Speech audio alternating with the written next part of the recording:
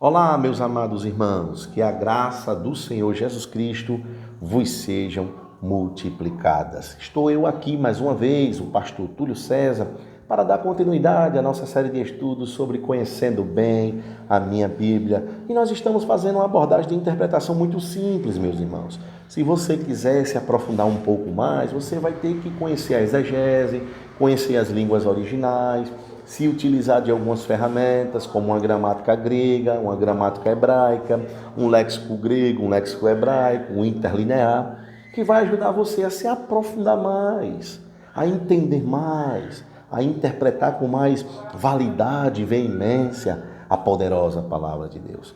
Nosso intuito aqui não é esse. Nosso intuito aqui é a pergunta: entendes o que lê? E você consiga responder, não tudo, mas entendo alguma coisa. Então, este alguma coisa é o que nós estamos aqui tentando passar para vocês nessa série de estudos, fazendo com que você compreenda um pouco mais as Escrituras Sagradas, que é válido para o seu crescimento e para a sua fé em Cristo Jesus, o nosso Senhor. Tá certo? Então, que isso aí fique bem claro entre nós. E você que está gostando da nossa série de estudos, compartilhe, para que outras pessoas também possam entender o que está lendo acerca das Escrituras Sagradas. Aquele amante das Escrituras, aquela pessoa que você sabe que lê, que gosta, envie esse vídeo para ele. Fale para ele do nosso canal, peça para ele se inscrever e acionar as notificações, porque ele vai estar recebendo sempre os nossos vídeos. Lembrando que também nós estamos colocando os nossos cultos online aqui. Então tem pregações e tem estudo para que possa alimentar você e abençoar a sua vida. Certo? E eu espero, sinceramente, que esteja sendo de grande valia para você. Nós já falamos sobre a primeira regra e hoje nós vamos falar sobre a segunda regra de interpretação.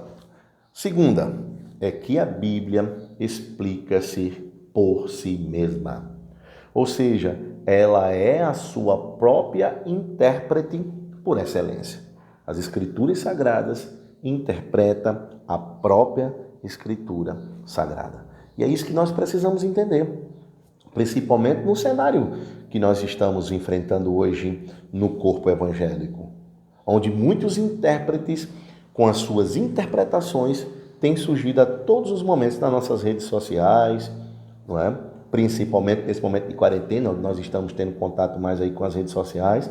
Nós temos visto aí pessoas, intérpretes da Bíblia, certo? Com as suas interpretações, que fogem literalmente daquilo que a Bíblia está falando. Então essa regra é importante você. A Bíblia interpreta a própria Bíblia. Então quando você vê um pregador ou uma pregadora, seja quem for, fugindo da Bíblia, fuja dessa pessoa. Por quê? Porque isso vai ser nocivo à sua vida espiritual e à sua fé cristã. Talvez essas pessoas, assim como elas, consigam te levar para distante de Deus e não para perto de Deus. Principalmente aquelas palavras que alegram a nossa carne, certo?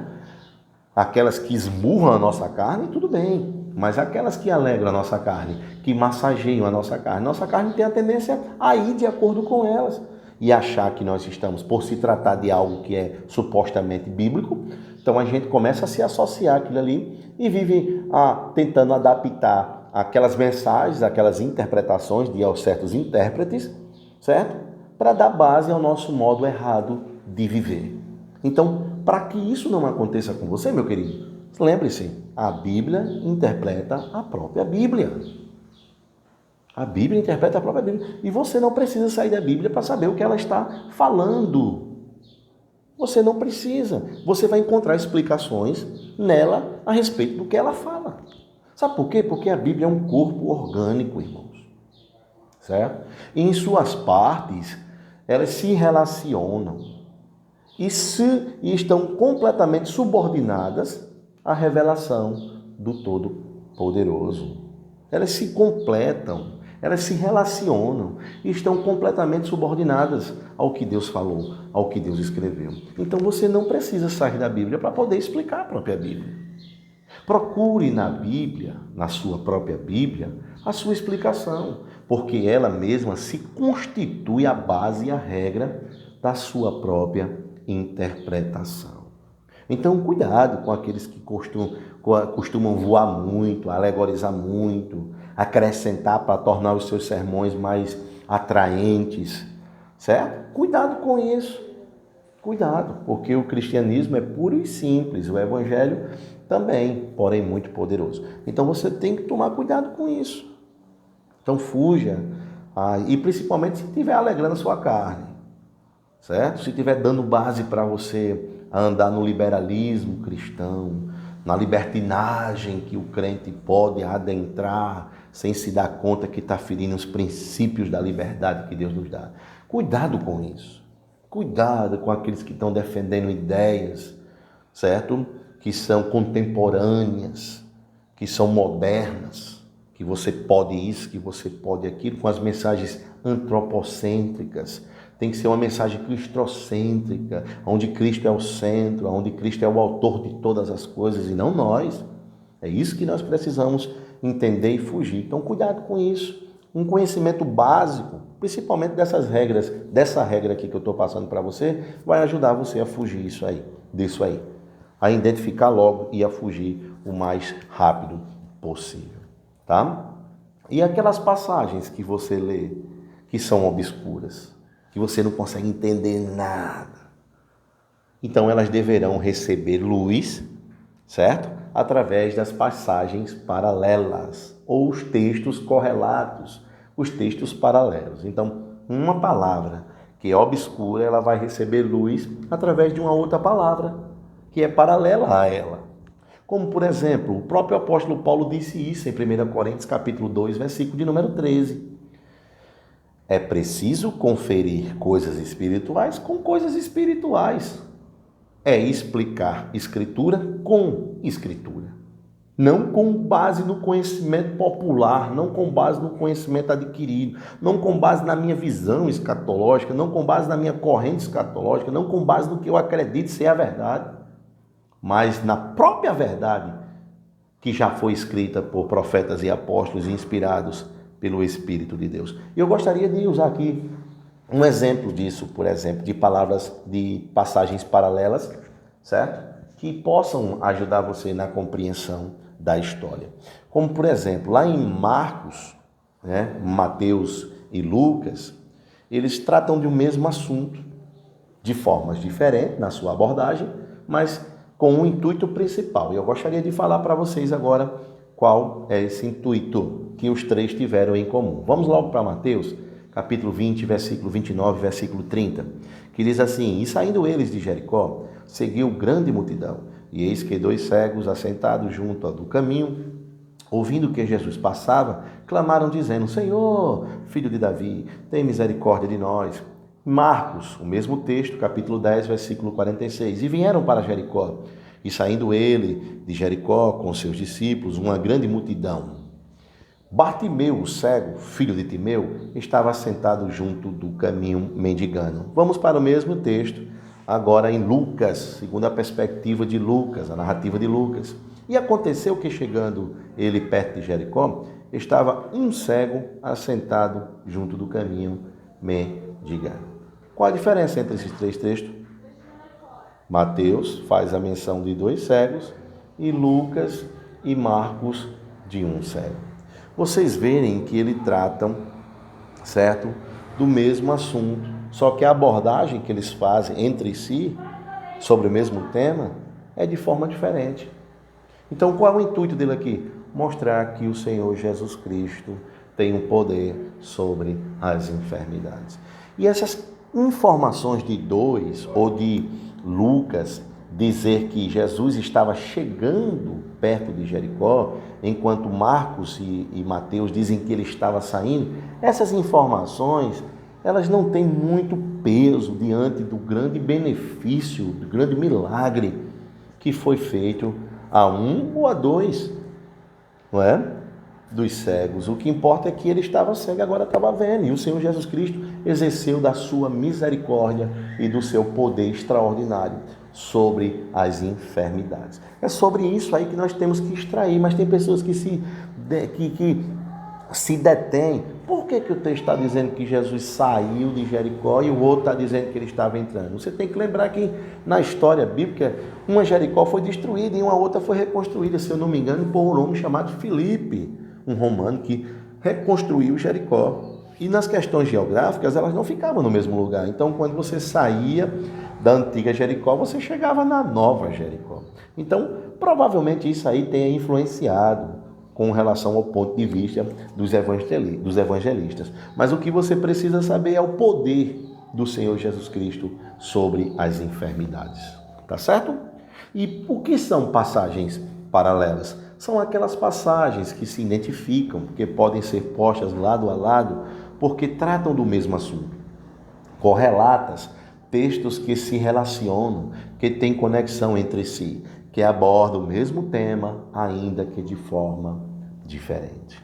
Tá certo? E como é que eu faço para encontrar os textos correlatos, as passagens paralelas na Bíblia? Você vai ter que se utilizar de uma concordância bíblica ou de uma chave bíblica, ou até mesmo uma Bíblia de estudos. Você vai encontrar ali nas notas de rodapé da sua Bíblia as referências do mesmo assunto em outros livros. Eu usei uma abordagem muito simples, tem outras que são mais complexas, tá? Outros textos que são muito mais complexos, mas dá para você compreender se você for lendo, sempre com esse pressuposto que gerou fé em você. O poder do Senhor Jesus Cristo, a ação do Todo-Poderoso. Então, você tem que partir desse pressuposto, certo? Que pressupõe que o Deus é todo-poderoso, que gerou fé em você. Então, quando você começa a colocar esse ponto de vista, tá?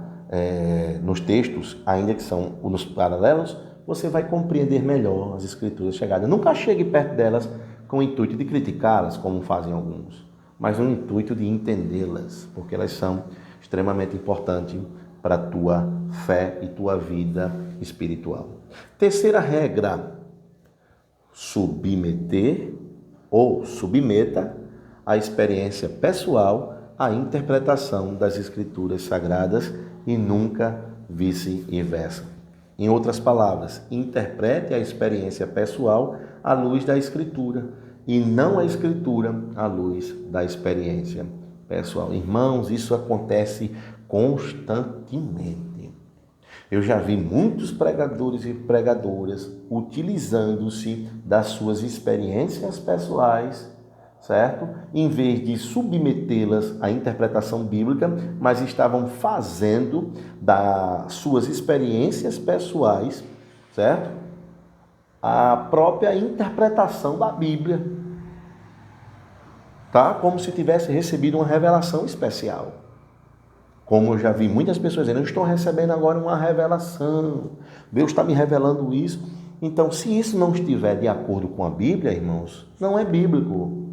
É a experiência pessoal de alguém que está aí levado pelo momento, pelo calor das emoções, e termina aí atribuindo à Bíblia aquilo que não tem nela, aquilo que não existe. Por isso que tem algumas pessoas que dizem assim, falam algumas coisas e você diz, eu nunca vi isso dessa maneira, eu nunca vi isso na Bíblia. Aí você diz isso por quê? Porque não está lá, é com base no que a pessoa está falando e nas suas experiências pessoais. A experiência pessoal, irmãos, eu não estou dizendo que a experiência pessoal não seja importante. Ela é importante para a vida cristã, mas ela deve ser mantida no seu próprio lugar, certo? Ela deve ser mantida no lugar correto, onde ela deve estar. Mesmo sabendo que as experiências, elas nos trazem aprendizado e crescimento, nós temos que lembrar que elas não têm a mesma autoridade ou inerrância que a Bíblia tem. E muito menos ela pode se equiparar aos ensinos da Bíblia, de maneira nenhuma. Uma vez, um certo pastor disse que uma irmãzinha deu um testemunho na sua igreja dizendo que usar relógio era pecado, era vaidade da carne. Pois um dia ela estava orando com as mãos para cima, no seu quarto, e milagrosamente o seu relógio caiu do pulso. Segundo ela, um anjo do Senhor havia arrancado o relógio, porque não queria que ela usasse mais aquele relógio como fruto de vaidade da sua própria carne. Então, o que foi que aconteceu? Ela chegou na igreja, querendo que todos renunciassem, cada qual o seu relógio. Por quê? Porque era pecado, segundo ela. E aí o pastor, ao assumir novamente a palavra, orientou a igreja com esse princípio hermenêutico e disse aos irmãos que o nosso pecado, certo, estaria em chegarmos atrasados, né, e falharmos com os nossos compromissos para com Deus por falta de um relógio, mas que um relógio em si não continha mal nenhum e nem Deus teria por que sair arrancando o relógio do braço de ninguém. Está vendo que situação difícil os pastores ficam diante desses intérpretes aí? De uma experiência, talvez a braceleta estivesse folgada e quando ela levantou a mão caiu, não sei, mas aí ela veio dizer que o anjo, e ela queria usar isso como doutrina. Ninguém hoje usa mais relógio nessa igreja. Aí o pastor disse, olha, o pecado maior é você chegar atrasado nos seus compromissos, porque Deus não vai perder tempo arrancando relógio do braço de ninguém. Tá certo? Acredito que bem antes disso, ela sairia arrancando a metade da língua. O pastor disse, eu acredito que bem antes disso, ele sairia arrancando a metade da língua de muitos crentes fofoqueiros e maledicentes que vivem tagarelando e estragando a sua obra. Seria muito mais assim de Deus, né? Em vez de arrancar relógio dos outros, ele fazer com que as pessoas se calassem, né? Para não estar atrapalhando a sua obra. Crentes fofoqueiros e maledicentes, o pastor diz aqui, que vivem tagarelando e estragando a sua obra. Há muitos cristãos que saem pelas igrejas, impondo as suas experiências pessoais. E agora nas redes sociais, período de pandemia, quarentena, muita informação no YouTube, muita informação no Facebook, lives. Então as pessoas estão levando para estas mensagens e disseminando suas experiências pessoais, não o que a Bíblia realmente diz, certo? Cheios de espiritualidade, revelação, com santidade, tantas essas coisas. E isso é preocupante, porque as pessoas que não têm um mínimo de conhecimento bíblico e nem sabia ou conhecia essa regra, mas agora você que vai ter contato com esse vídeo, você vai conhecer que aquilo que foge da Bíblia não é Bíblia, certo? Porque a Bíblia explica assim mesmo. Então aqueles que seguem os textos paralelos e correlatos, que vai explicando um texto à luz do outro texto, aí sim é uma mensagem sadia de crescimento espiritual, tá certo? É preciso ter muito cuidado, meus irmãos. Ser cristão não é ser ignorante ou alienado, não é ser idiota, engolir qualquer coisa. Nós precisamos honrar a Deus com o nosso testemunho e que esse testemunho seja sadio e equilibrado para a nossa sociedade, não ficar disseminando aquilo que eu estava dormindo e Deus falou comigo, eu fui em um monte e usar isso como princípio de regra para todo mundo. A Bíblia é o nosso princípio, é a nossa regra de fé e de prática. Só ela, mais nada. Então a Bíblia não aliena e nem deixa ninguém fanático, mas a vontade de querer receber informações privilegiadas do Todo-Poderoso, com o intuito de ganhar maior destaque na comunidade, é que faz as pessoas se tornarem fanáticas. Precisamos a todo custo estudar a palavra de Deus com mais diligência, para não cairmos em tais absurdos com aparência de espiritualidade ou santificação. Cuidado com isso, viu?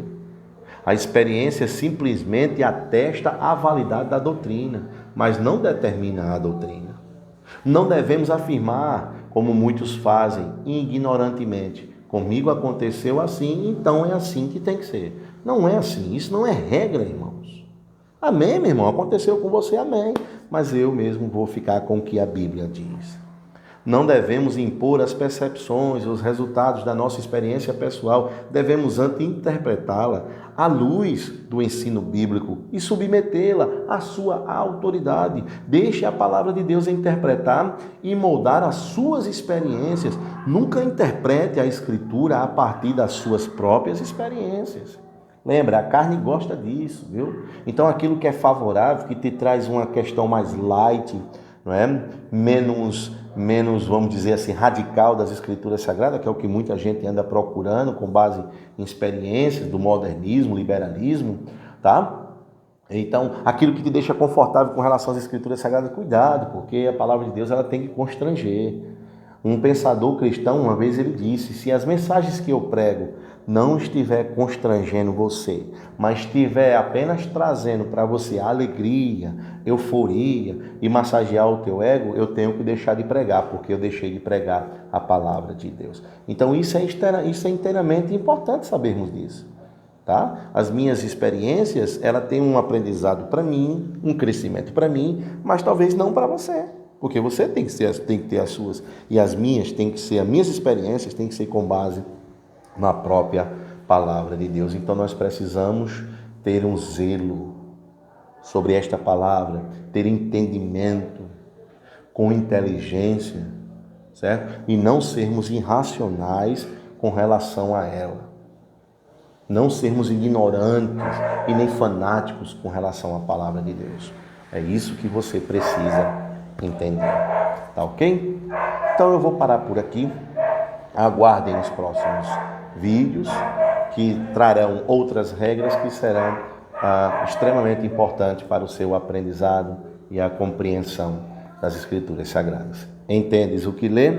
Não entendo tudo, mas alguma coisa já dá para compreender. Então que Deus te abençoe grandemente em nome de Jesus e até a próxima.